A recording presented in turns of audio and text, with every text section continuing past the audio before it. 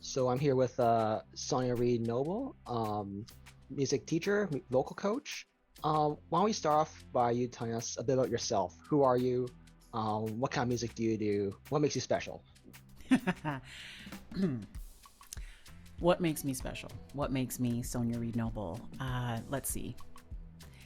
I am a Toronto born Canadian I have a Caribbean heritage. I have lived in Saskatchewan for the past 11 years. That time has flown by. And I am a singer, performer, songwriter on a very good day. And one of the things that I love and have enjoyed doing for a long time now is also being a vocal coach to individuals that want to better themselves when it comes to their singing. And so what else can I say about myself? Just to tell you, I love music. I love singing. I love all that it entails, knowing what your voice wants to do and how to make that happen. I have an album that was released in 2019. And so that is around gospel music primarily. That is my roots. I am very much PK as in a preacher's kid, grew up in church, grew up learning how to sing, whether I had a musician to back me up or not. I had to learn how to deliver in church settings. And I look at that as one of the things that has cultivated a lot of who I am as a musician. There's not many things on a stage that could ever scare me or throw me off because growing up, I have had enough situations where I just had to learn how to sing and also be able to lead other people in singing despite all the things that were happening around me at the time. So that's a little bit of my, heritage, but I am not. Since moving to Saskatchewan, and even prior to being in Saskatchewan, I really worked at diversifying my sound and started to rebrand myself more intensely since I moved to Saskatchewan. So I do sing soul, I do perform R&B as well, and I love it. I love it, I love it, I love it. And when I get the opportunity, I love to sing a little bit of jazz. So, just really have immersed myself into some more genres. But one thing that a lot of people do not know about me is that I have a degree in music. And when I studied music, I studied and trained classically for years. And it was really a funny situation when I look back. I would spend all day at school training and singing doing solo performance classically. I was in the choir, again, all classical performance. And then I would go home to this gospel and soul environment every day, right? And then I would go to church where I was in a Caribbean environment even. And so the styles of music were just things that were in me. And I never, ever decided that one was better than the other.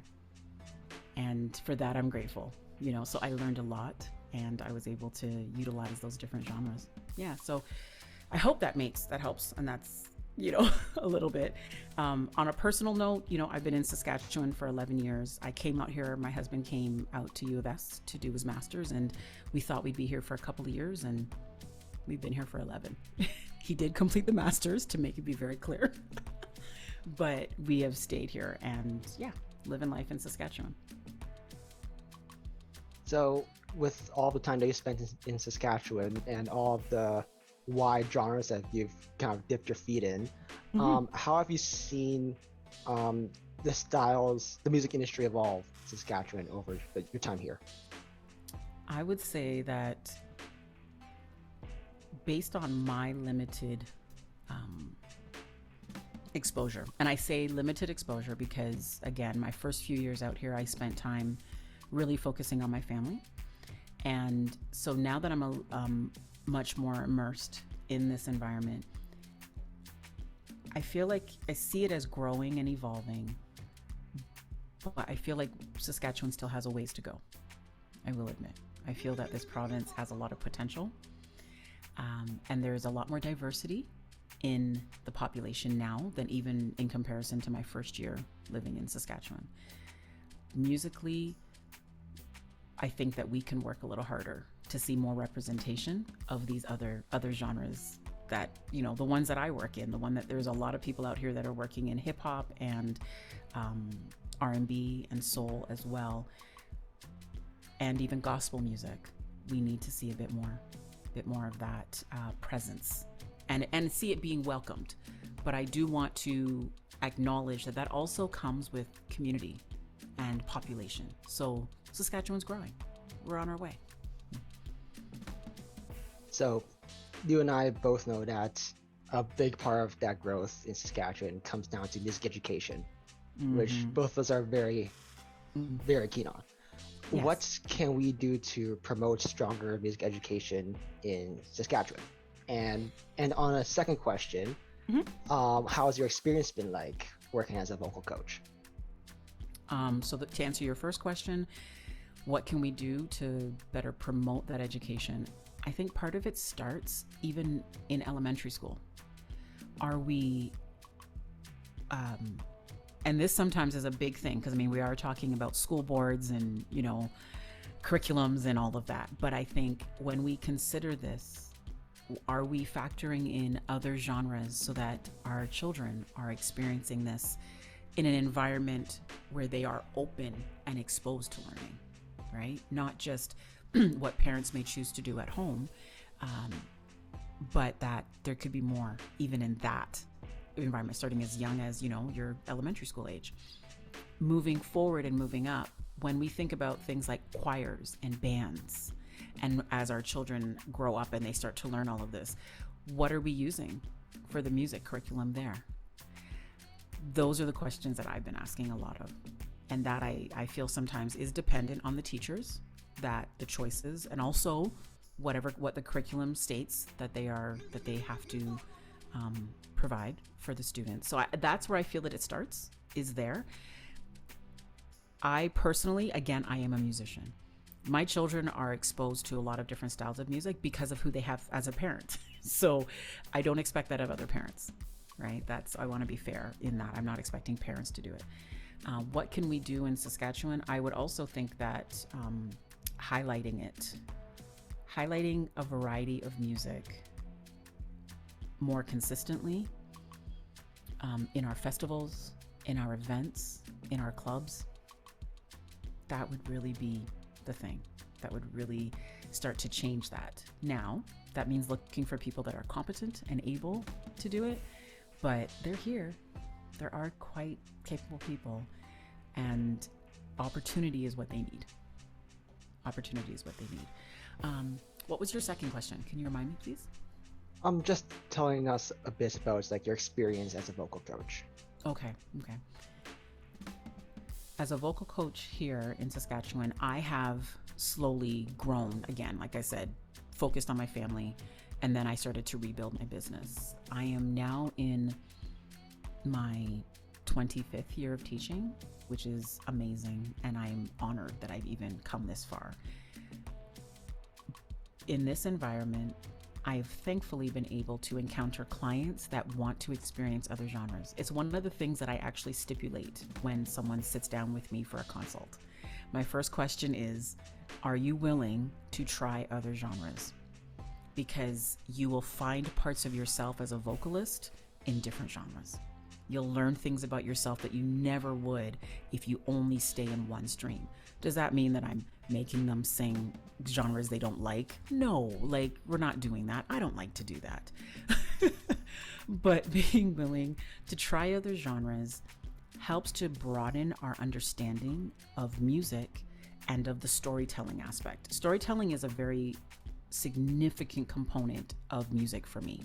So whether I'm singing about heartbreak and, something happened to my heart in a relationship that broke up, or if I'm singing about my love in faith, in my faith, both scenarios require me to have an understanding of what it is that I'm singing about, the history behind it, the emotions behind it. And so that is what I really encourage in my clients, because they need to understand that, yes, you may be comfortable in a specific genre, but when you try something in musical theater, or maybe you try a rock song, or maybe you even try a classical piece, you might be surprised to go, oh my goodness, I can do this. So over time in vocal coaching here in Saskatchewan, I have noticed that it's been really good to see students come to me and be like, this is what I've done all my life. And I'm able to help them find other aspects of who they are. So that's been really encouraging. And also the fact that, I'll have clients that say, hey, I heard you sing, and that's what brought me, to come and see you. And so I appreciate that, because it means that there are people that are out there they want to hear more gospel, or they want to learn how to sing it. They want to learn how to perform more R&B and soul, so it's been encouraging. Yeah. And to me, it sounds like that's your approach to teaching music has been a very personal one. It's about like the singer themselves, your students, comparatively to like the classical realm, where it's very strict and by the book and everything has to be accurate. Yeah. And I have a high regard for classical performers. I really do. Having trained for years myself, I understand what that takes, and I still use a lot of those foundations in my performing today and in what I teach my students. But what I did learn in that process was that it's very easy to just fit into a mold that somebody else has designed for you. And that's where, yes, the individualization has become a focus for me, because even in my schooling, I was not the same as everybody else, right? I was actually one of, I think, 4 Black individuals in the entire school that I attended in university. So you learn very quickly that if you're in an environment where someone says, hey, what makes you different is a positive thing, that changes how you feel about yourself and about what you're bringing to the table. So for me, yes, part of what I offer and what I tell everyone is we are here to develop you, not me. I'm not trying to create other Sonias. I'm trying to create a better version of yourself. So I find out that person's goals, what they're trying to learn, and we create a plan around what are they working towards. Yeah.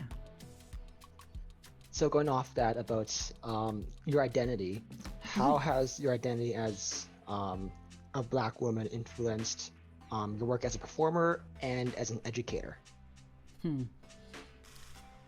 How has it influenced my performing and my work as an educator? I have 2 little girls. They're very young. They're in elementary school. And I learned something about myself years ago, was that if I can't be proud of who I am, I've already lost the battle. So I allow who I am, the cultures that I was raised in, what I've experienced, to influence performing, absolutely. As a performer, I feel that bringing authenticity to the stage is key, because your audience can feel it. They know if you are being authentic or not. And personally, that is one of the biggest compliments that I can ever get. When someone says to me, you were singing that song and I felt every bit of it. Yeah. Because as a minority, sometimes, depending on what I'm singing, like for example, on my album, I have a song called How I Got Over, and it is it's originally sung by Mahalia Jackson. So we're talking going back when it comes to, Black history music. But I take that knowledge and I think of what Mahalia's been going through when she's singing this.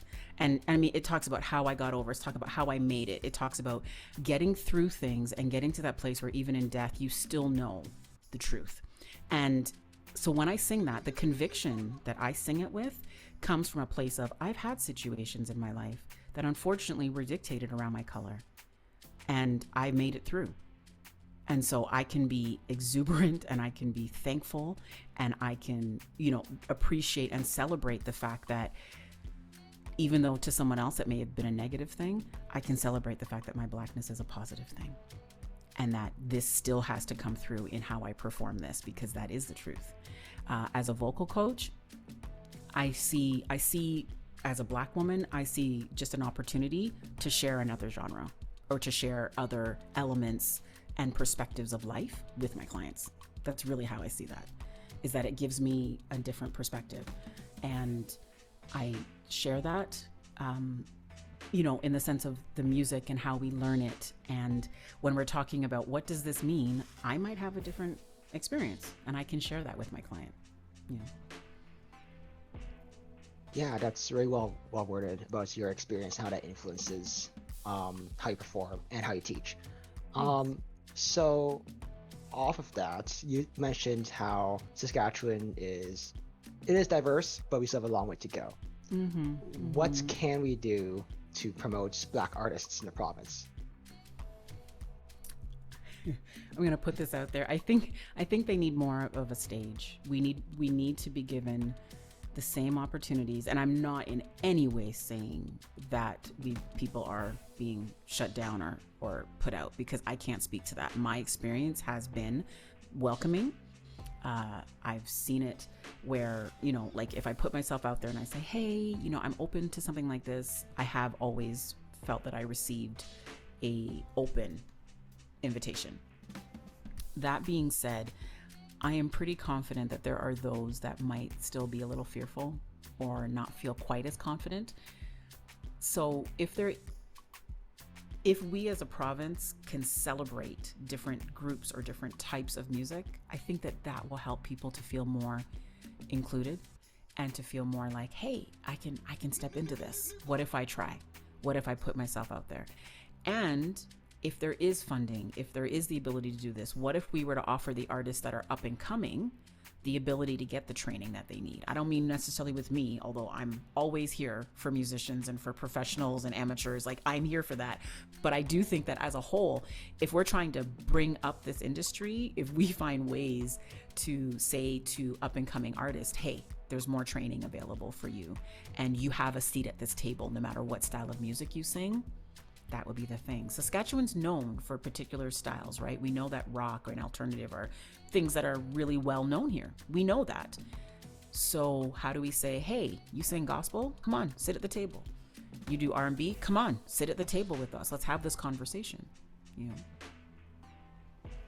Yeah, and it just sounds like you're just looking for to broaden those opportunities for everyone. That's it. Yeah. Just broaden the opportunity and celebrate it for everyone, right? There's many different elements to the diversity of people that are here, and it is lovely. But we need to be saying a little more, maybe more loudly, hey, you're welcome here. We want to talk to you. If there's funding, then let's look at how we can best help you. How can we do that? How can we encourage others? Like, I have a question for you. I was looking it up and I cannot find it, and I just want to be sure. Like, with the Saskatchewan Music Awards, for example, is there a gospel category? Not that I know of. Not that I I know of feel either. yeah, Mm-hmm. they just started an R&B category Right. this year, which is a start, but Exactly. the introduction of gospel category would be really great. Yeah. So it's things like that, because I do know people that have recorded albums that are sitting right here just in Saskatoon. I mean, I'm sure there's some in Regina and in all the other cities here. But again, categories like that say, you're welcome. Come on in, right? So I'm glad to see the R&B one, because I mean that was needed, and I think that having a gospel category would also say to people, yeah, I would love to see something, and maybe I can shoot an email to someone, like, I would gladly write an article a couple times a year on whether it be church music or diversity in music or something of that nature, to let people know, like, hey, let's get you in here, come and have a seat at the table and let's talk. Let's hear what you're doing. What are you working on? So that others aren't just focusing on how do I get my music out of here, right? Right, of course. Well, thank you so much for having this talk with me. Do you have any last thoughts, any last comments you'd like to share? Any No. shows coming up for anything? Shows coming up. I am singing on the 26th at, hold on, it's in a Black History event. I'm looking it up as we speak right now. Um, I want to be accurate in what I'm telling you. So here we go. So it's an online event, but it will be streamed live from what I understand. So it's Black History Month in Saskatchewan. It's Saturday, February the 26th. It'll be from 5 p.m. till 9 p.m. And they will have professional artists, performers, musicians, and I'll be there with my keyboardist, not my full band, but I'll be there with him. And there's some good things going on here in this list of artists. I think it'll be a pretty good night. So. Great. Well, thank you again for coming here and having a chat here. Thank you for your time.